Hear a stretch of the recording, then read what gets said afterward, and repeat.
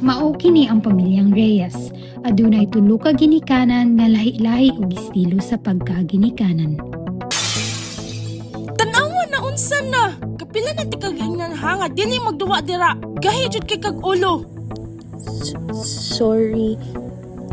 Sorry, ma. Taliwala sa mga ginikanan, 25% sa ilaha kay adunay otoritarian nga estilo nga istrikto ug kulang sa emosyonal nga suporta. Kini nilang bigit sa taas nga kabalaka. Ay, basag di na dira. Ayaw kabalaka si Lola Rani mo limpyo. Nagumban ako la.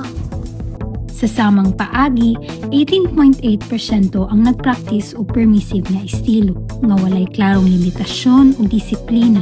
Kini nilang bigit usab sa taas nga kabalaka. Okay Raka, ali limpyuhan tani. May tabo gini usahayang aksidente pero ang importante makaton kita gikan ini.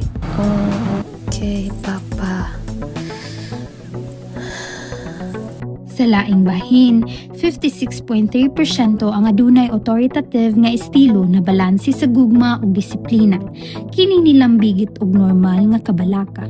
Ang estilo sa pagkaginikanan kay adunay mahinungdanong relasyon sa level sa kabalaka sa mga bata nga naay autism spectrum disorder nga nagkinahanglan og espesyal nga pag-atiman.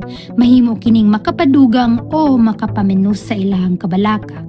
Pusa, gidasig ang mga ginikanan nga mutambong sa mga parenting seminar, training, ug mga support group aron mapalambo ang ilang estilo sa pagkaginikanan ug mamenusan ang level sa kabalaka sa ilahang mga anak.